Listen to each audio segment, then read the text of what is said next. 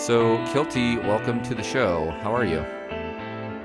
I'm doing great. How about you? I'm good. It's finally sunny in San Francisco because I feel like it goes from, well, it's supposed to be summer everywhere over here, and it's in San Francisco, it's like freezing in, in June and July. That's what some friends were telling me, and I find that really hard to believe, but here we go anyway. Yeah, because you're coming out here in just a few short weeks, actually.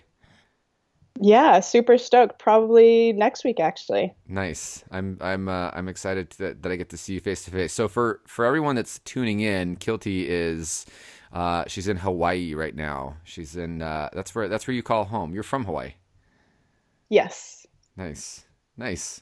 So well, let's get started and we'll dig right in. So we start the show pretty similar every single time, and the question is why yoga? Um, Honestly, I can't escape it. It just keeps finding me. Yeah. And no, it's always been a constant in my life. I started practicing when I was, I guess, towards the end of high school and in college, and it was just this outlet for me to get away from the books and turn off the brain. And I think that's true for a lot of people. And just really getting into the body and the physicality of it was lovely and unlike anything I'd ever experienced. And that was great. And I actually remember my very first class that I fell in love with. It was in Santa Monica in LA. I was going to school at UCLA. And it was at this studio called Yoga Hop, Yoga Hop. And and it was basically yoga done to like hip hop, pop, Katy Perry music, and just like sweat your ass off and have fun and laugh and like not at all a serious practice. Yeah. And I just had so much fun. And I mean, I'm sure a lot of you can resonate, or you, Danny, especially, you get on the mat, you start to feel good physically, and then you leave the studio just thinking, wow, I don't know. There's something more to this. I like how I feel. I kind of want more. And then you go again, and then you go again and again and again. And then before you know it, you've been going for, a couple years, and you realize, wow, there's definitely something more to this than just endorphins. I got to find out what this is all about. And then you start to learn about the philosophy and the lineage. And it turns out to be this way bigger thing than I certainly ever anticipated. And, now here I am several years later as a yoga teacher. But that's how I got into yoga. And I actually was studying for my bachelor's in engineering, graduated with that, entered the workforce, entered corporate America, and just wasn't absolutely in love with it. You're like, no, no, thanks, I'm good. You're like, Yeah. cool story. Yeah. Yeah, you can imagine how thrilled my parents were when I said, I don't want to do this anymore. I'm going to teach yoga. Yeah. Um, and during that time I'd been teaching on the side and practicing, and it was very much, again, this pastime that allowed me to escape, responsibility and things I didn't want to be doing. And so when I quit, I quote unquote was using yoga to have temporary income. Realized, what, I actually can make enough to pay my bills through teaching yoga. So screw it. I'm just going to keep doing this. And here I am. And that's been great. And, of course, as a new yoga teacher back then, I would teach like a ridiculous amount of classes, like, I don't know, 20 classes a week. And that is so unsustainable. And Yeah. it ended Yeah, up that's just, nuts. I would show up to class, and there was this point when I just realized, I don't even remember who was in class or what I taught. And it was this really scary feeling of, what are you doing? You can't be sharing this information with people if you have no sense of connection. Like, Right. that's really irresponsible. It's really disrespectful. And, it's not sustainable. So I really scaled back, and I got really picky and choosy about what classes I wanted to keep, where I wanted to stay. Hmm. And almost to the point that I kind of stopped teaching, not completely, but it definitely, I pulled back, and then kind of got a little bit more clear on what I wanted and where I wanted to go. And then of course, I got involved in other avenues of yoga, got involved in a teacher training, started doing some workshops. And so that's where I say, it always kind of pulled me back. And anytime I've been going through a rough patch, whether it's been with career, whether it's been a friendship, a relationship, any sort of dynamic of my life, whenever I can get on the mat, it just brings me back to home base, and it really clarifies things, even if it's the understanding of, okay, I feel really lost. I don't know where I am, but I can breathe. Right. Period. Right. And so kind of just to have that point A, I always think about, this is probably silly. I always think about those big maps when you're in like a shopping mall or an airport or something, like you find that little red dot on the map that says you are here. And then you find where your destination is, and then you can find directions, but you have to find the little red dot first. Yeah. So, no, I say why yoga just because it always pulls me back, to the little red dot, basically. I really liked what you said. And this, so, there's so many different people that listen to the show. Some people are teachers, others are students, and some don't even do yoga. Some just listen to the podcast. And it's a really interesting point as a teacher to come to the realization where you're like, I am not connecting. I'm just kind of being here. You're pretty much at that point just sucking up air in a room and saying words and not connecting with the students. And I think that's so important, because unless you're actually there to make that connection, you shouldn't be there. You should, you have no business being in that room doing what you're doing unless you're going to connect with your students. Totally. I think it's something that gets looked over, and it's definitely, we've all had new teacher syndrome, for those of you that have taught yoga. And for those of you that haven't taught yoga, it's pretty common for us to, I mean, I would say so anyway, right, Kilty? We first start teaching, and then you just grab everything you can. Like you're like, I just want to teach as much as possible. And then you get to the point where you're like, oh shit, this is actually not good for me and for everybody else. But I mean, coming to that realization is big. And I think for some people, it doesn't happen until they burn out. And by the time they burn out, they're done. They're just like, oh, cool, that didn't work for me. That was too much work. Yeah, totally. Yeah, I say less is more at times with yoga. And I know, for those of that know me, like, I definitely don't heed that advice all the time. But I try it. I try to be more mindful of it. So I want to talk more about, you were saying like connection and how important it is. And I think it's funny, like the way I met you. So I met Kilty in Canada earlier this year, back in, it was April or yeah, it was. April. Just before April. Yeah. And we were up in Canada for the Lululemon Ambassador Summit, and we just kind of started talking, and boom, it was connection right away. And now here we are, I would say yoga buddies at this point, and, planning stuff to do things in the future. But it's all from having that same, that like-mindedness. But also, again, it's just that, like, I met you and I was like, okay, she's cool. Yeah, she's in. Or it was more like, oh, Danny's a pretty cool person. I'm going to force you to be my best friend. Meanwhile, I'm on the other end, like, I need to get to know her. She's really pretty and really nice.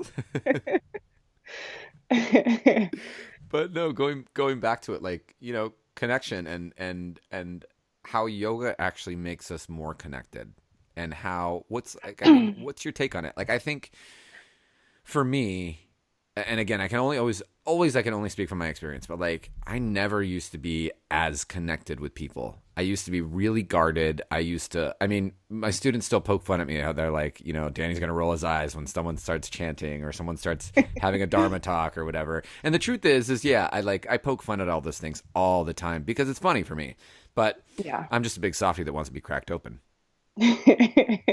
Yeah, I completely agree. And, I was actually talking to someone the other day, and they were saying, Kilty, you say all these things in class, so, whether it's a Dharma talk or just, little spices thrown in and little tidbits of thought here and there throughout the practice. Like, where do you get all of this from? And I was just saying, it's not even stuff that I'm trying to inspire the students with. It's just reminders that I need to hear myself breathe. or be kind to yourself, or don't be so hard, or whatever it is, and Mm. I think the secret to leadership really is super simple. You do what you believe in, you paint a picture of the future, you go there, and people are going to follow. Not everyone, but the people that you resonate with and the people that you connect with the most at that point in time, they will follow. Mm-hmm. And when we create a tribe, not just even as yoga teachers, but a tribe as, as an individual in a community, it's attracting to others to be a part of that tribe. And really, you just need two things. You need a shared interest and a way to communicate. And so as yoga teachers, we, have that perfect platform exactly to communicate. You show up in a class, or students show up in a class, and they get to listen, and that's great. And it just, like, the best example I can think of is like any big drama movie. The lead character, she states what she believes in. She doesn't care if anyone else follows, and she's aware of what she believes in. Mm-hmm. So I think ultimately this idea of creating a tribe and connection, it starts with being connected with the self, capital S self, having a bigger understanding of who am I, what do I believe in, where am I going? And then once you have that foundation, then you can start to surround yourself with the people who are going to support you in that movement. Mm-hmm. And the hard part, I think, for me in connecting with other people, and even finding the time to connect with myself, whether it's journaling, whether it's meditating, whether it's whatever it is at the end of the day, you got to do the work. I took a class the other day, and the teacher said something perfect. She was like, no one can open your hips for you. You got to do the work. And I was like, Yeah. That's a really good point. And until your hips are open, you don't know that they're not open. Right. Right. So I think at the end of the day, connection is just something that you have to experience. And until you do, you don't really know what it's about. How do you find, like, okay, so let's say you're a student going into a public class, and yoga, although there's this feeling of kula and community, you practice it as an individual on your mat, like you're kind of, you're doing your own thing. How do you, for you, or what would you say is a great way to bridge that into connection with other people and with other students? Because I'm a firm believer, every time I start class, everyone has to stand up and introduce themselves to two people they don't know. Like, it's just the way things go down every single time, because we're in that room together for 90 minutes. Like, let's get to know each other really quick. Yeah. Well, something I always do in every class, I go around and I just say, hey, how are you doing today? Who are you? And, is there anything you want to make sure we do, don't do? How are you today? And usually in doing that, it ends up being a conversation with the little group around us, not just one-on-one. Mm-hmm. So I think as a teacher, it makes it a little easier just because, you have that stance of authority. And then basically I'll say, okay, you two meet each other, you're going to be friends. Right. But as a student, I'll often go into a class, and it's so lovely to be next to someone that I've not talked to, I haven't even had eye contact with, and literally just to share a breath, like to hear someone next to me take such a deep inhale. Mm-hmm. It's almost like this feeling of relief. Mm-hmm. And then at the end of the class, even if I don't have a conversation with that same person, there's just this shared moment of, wow, that was really lovely. Thank you. And it wouldn't be the same, if I'd had the same playlist, had the same postures, had the same cueing instructions, from an online class or something. If there's not someone next to me, it feels different. Each person brings such a unique energy into the room. Mm-hmm. And you can feel it, it's like sitting in a room of 10 people versus sitting in a room of 5 people. You can feel that there's a different energy. So I think showing up on the mat in community classes is great. But I also think at the same time that showing up on your mat at home or in the park, or it doesn't even have to be on a mat, right? Yeah. But showing up and having time to connect with your own thoughts and your own heart and your own calling is super, super important.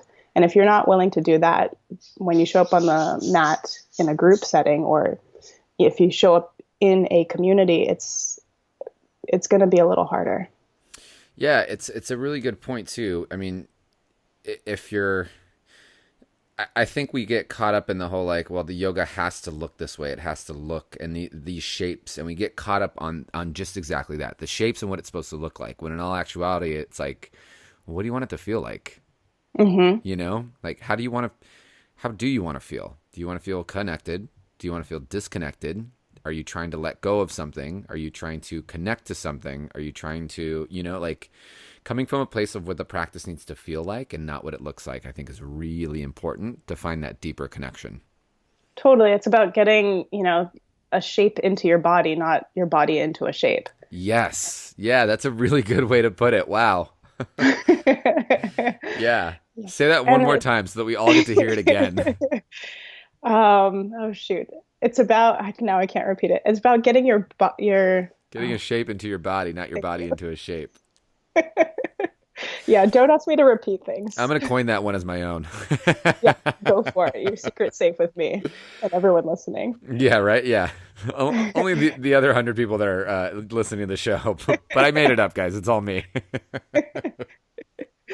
No, in all seriousness, though, it's, everything, my philosophy is that everything we do on the mat is just a practice for what we do off of the mat. And then what we do off of the mat really shows up with what we do on the mat. So it ends up being this cycle. And if, you're trying to get into, I don't know, an arm balance or chaturanga or whatever it is, right?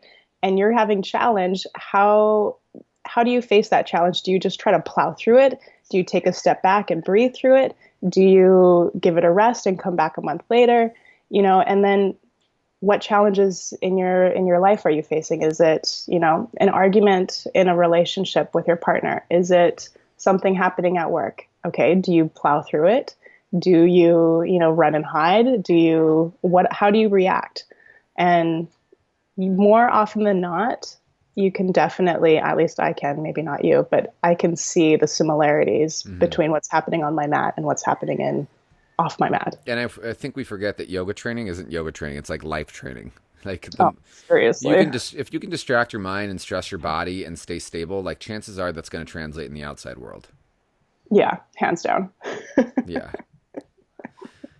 So speaking of more connections, me and you have a connection coming up. I'm so excited. Yeah. So Kilty and I are going to be co-teaching a public class here in San Francisco. And we're actually doing it on Monday, July 17th at 6:15 Yoga Tree Haze. And so we're going to do a little buddy up duo. Yes. I'm excited.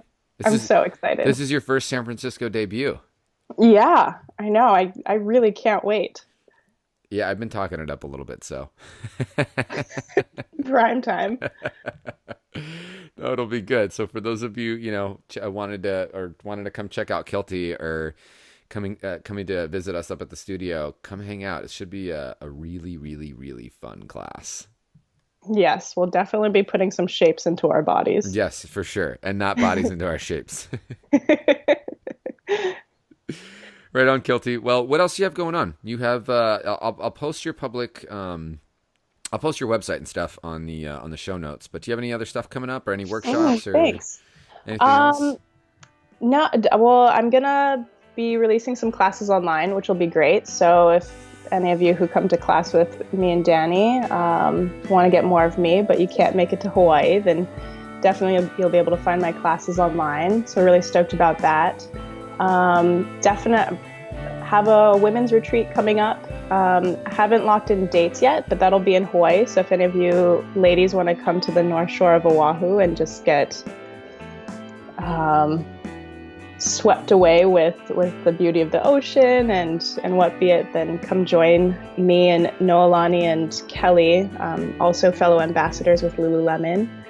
And otherwise, just some travels and a handful of workshops here on Oahu. Nice. Awesome. Yeah. Well, I'll make So sure. you'll be able to find all of that information on my website. Cool. I'll make sure I post it all in the notes. All right. Well, until the next Yogi Misfit session, this is Kilty and Danny saying peace out. How would you say peace out in Hawaii? Aloha. Aloha. I wanted something more creative, but that's all I got for you. Aloha works. Bye, everyone. Bye, everyone.